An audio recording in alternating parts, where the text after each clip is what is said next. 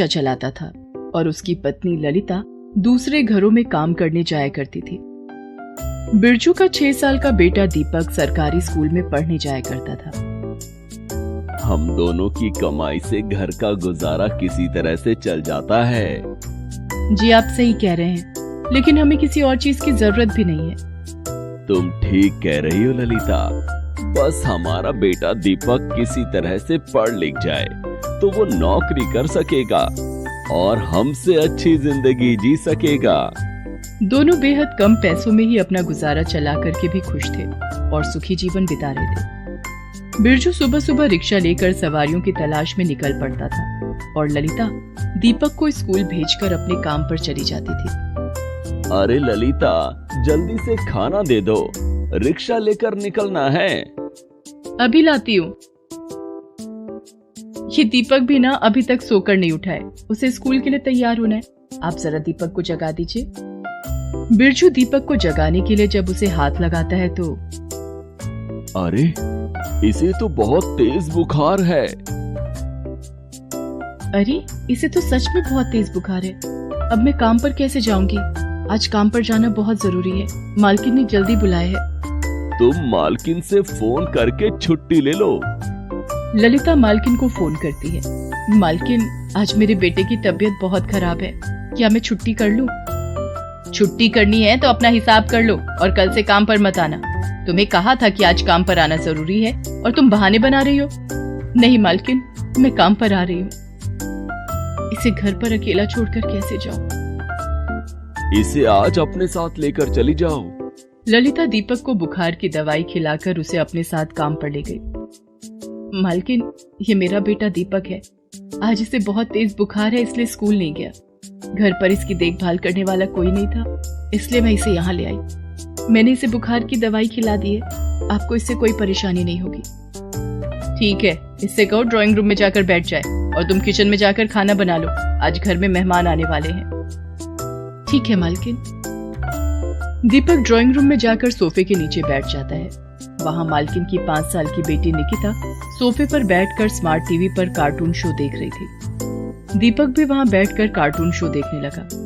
Cartoon show देखकर दीपक को बहुत मजा आ रहा था और वो भूल गया कि उसकी तबीयत भी खराब है। चल दीपक, काम खत्म हो गया, अब घर चल। माँ, थोड़ी देर और टीवी देखने दो ना। नहीं बेटा, मालकिन गुस्सा करेंगी। दीपक मन मारकर माँ के साथ घर जाने लगा, लेकिन उसकी नजरें लगातार स्मार्ट टीवी पर चल रहे कार्टून शो पर ही टिकी थी और वो पीछे मुड़कर बार बार टीवी की तरफ देख रहा था। ललिता उसका हाथ पकड़कर उसे अपनी ओर खींचती है। बेटा, घर चल।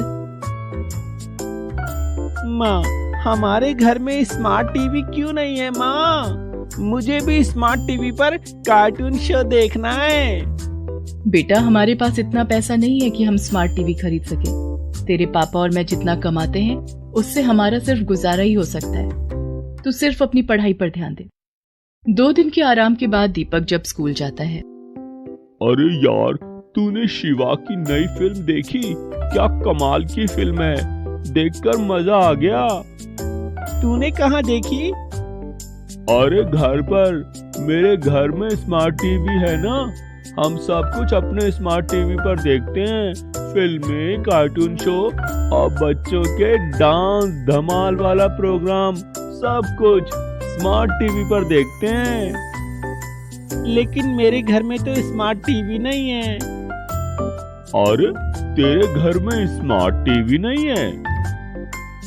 ये कहकर कृष्णा हंसने लगता है और दीपक का मजाक उड़ाने लगता है। ये सब दीपक को बहुत बुरा लग रहा था। तू अपने पापा से बोल, तेरे लिए एक स्मार्ट टीवी खरीदेंगे। ठीक है, मैं आज ही पापा से बोलता हूँ।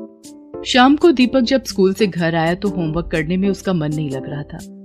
क्या बात है, आज तेरा पढ़ाई में मन क्यों नहीं लग रहा है? माँ, मुझे अपने घर में स्मार्ट टीवी चाहिए। क्या स्मार्ट टीवी?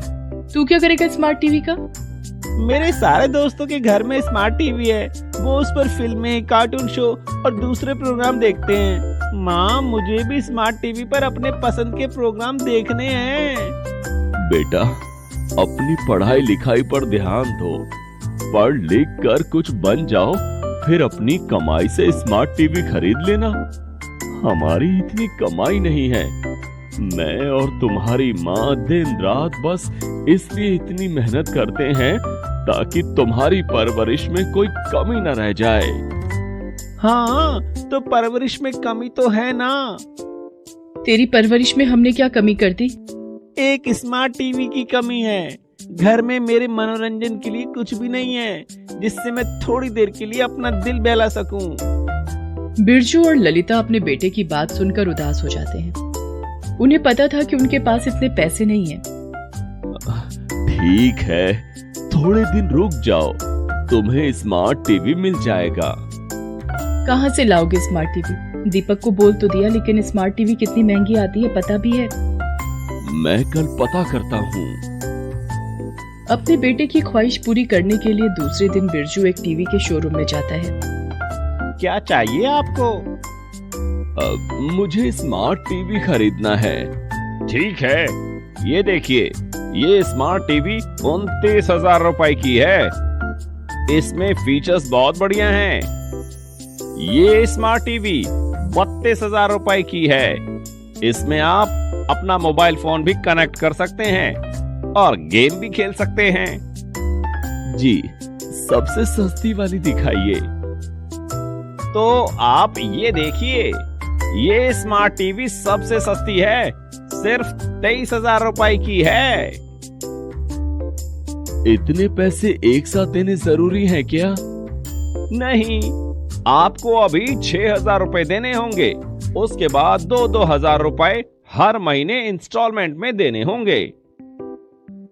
ठीक है, मैं कल फिर आऊंगा। इतना कहकर बिरजू घर आ जाता है। उस समय उसके पास इतनी रकम नहीं थी कि वो शुरू के 6,000 रुपए भी दे सके। क्या हुआ, देख लिया स्मार्ट टीवी? हाँ, देख लिया, लेकिन बहुत महंगी है। पहले 6,000 रुपए जमा करने होंगे, फिर हर महीने 2-2 हजार। इतना पैसा कहाँ से लाओगे? तुम अपनी मालकिन से 2 महीने के एडवांस रुपए मांग लो, तो हमारे पास 6,000 रुपए हो जाएंगे। ठीक है, मैं कल मालकिन से बात करूंगी। मालकिन, हाँ बोलो। वो मेरे बेटे की तबीयत खराब थी तो इलाज में ज्यादा पैसे खर्च हो गए। अब घर खर्च के लिए पैसे नहीं बचे हैं। आप मुझे 2 महीने का एडवांस दे दो। तुम्हें हर महीने छुट्टियां भी चाहिए और एडवांस भी। 2 महीने का एडवांस मैं नहीं दे सकती। तुम्हें सैलरी देने के अलावा हमारे और भी खर्चे हैं। ये लो 3,000 रुपए, 1 महीने का एडवांस। और हाँ, अगले महीने कोई छुट्टी नहीं मिलेगी। मालकिन से पैसे लेकर ललिता घर आ जाती है। पैसों का कुछ इंतजाम हुआ? मालकिन ने 1 महीने का एडवांस दिया है, 3,000 रुपए। लेकिन हमें तो 6,000 रुपए चाहिए। अब क्या करें, कहाँ से लाएं इतना पैसा? मेरे दिमाग में एक आइडिया है। कैसा आइडिया? तुम इन पैसों को संभाल कर रख दो। मैं दिन के अलावा नाइट शिफ्ट में भी रिक्शा चलाऊंगा। इस तरह से हमारे पास 1 महीने में 3,000 रुपए से ज्यादा इकट्ठे हो जाएंगे। लेकिन आप रात में नहीं सोएंगे तो आपकी तबीयत खराब हो जाएगी। ललिता, बेटे की जिद पूरी करने के लिए हमें इतनी मेहनत तो करनी पड़ेगी। एक ही तो बेटा है हमारा। हम अभी इसे सारी खुशियां देंगे तो बुढ़ापे में ये हमें 2 गुनी खुशी देगा। तुम चिंता मत करो, मैं शाम को घर आकर आराम कर लूंगा। उसके बाद रात में रिक्शा चलाने जाऊंगा। नाइट चार्ज के पैसे भी अधिक मिलते हैं। ठीक है। अगले दिन से बिरजू दिन में ई रिक्शा चलाता और शाम को घर आकर थोड़ी देर के लिए आराम करता और फिर खाना खाकर रात को ई रिक्शा चलाने निकल जाता। रात को सवारियों से उसे ज्यादा पैसे भी मिल जाते थे। ज्यादा मेहनत करने और रात में ना सोने के कारण बिरजू की तबीयत भी बिगड़ने लगी थी। लेकिन बेटे की जिद पूरी करने के लिए पूरे 1 महीने की मेहनत के बाद बिरजू ने पैसे इकट्ठे कर लिए थे। ये लो पूरे 3,000 हैं। अब इसमें मेरे 3,000 मिलाकर पूरे 6,000 हो गए। अब हम अपने बेटे के लिए स्मार्ट टीवी खरीद सकते हैं। अगले दिन दोनों उसी टीवी के शोरूम में जाते हैं जहां बिरजू पहले से टीवी देखकर आया था। अरे भैया, सबसे सस्ती वाली स्मार्ट टीवी दिखा दो। ये देखिए, 23,000 की स्मार्ट टीवी है और आपकी किस्मत अच्छी है कि इस समय दिवाली सेल चल रही है और आपको इस पर 10% डिस्काउंट भी मिल जाएगा। सेल्समैन की बात सुनकर बिरजू और ललिता बहुत खुश हो जाते हैं। आपको सबसे पहले 4,500 रुपए जमा कराने होंगे और उसके बाद 2-2 हजार रुपए हर महीने इंस्टॉलमेंट के रूप में देने होंगे। ठीक है, इस टीवी को पैक कर दो। आप अपने घर का एड्रेस दे दो, ये टीवी आपके घर पर डिलीवर हो जाएगा और आपके घर पर इसे फिट भी कर दिया जाएगा। बिरजू और ललिता दुकान पर पैसे जमा करके और अपने घर का एड्रेस देकर घर आ जाते हैं। थोड़ी देर के बाद उनके घर पर स्मार्ट टीवी आ जाता है। घर पर स्मार्ट टीवी के आने से दीपक की खुशी का ठिकाना न रहा। मेरे घर में भी स्मार्ट टीवी आ गया है। अब मैं भी स्मार्ट टीवी पर कार्टून शो देखूंगा और अपने दोस्तों को बताऊंगा। मैं स्मार्ट टीवी पर गेम भी खेलूंगा। अपने बेटे को खुश देखकर बिरजू और ललिता की आंखों में खुशी के आंसू छलक आते हैं।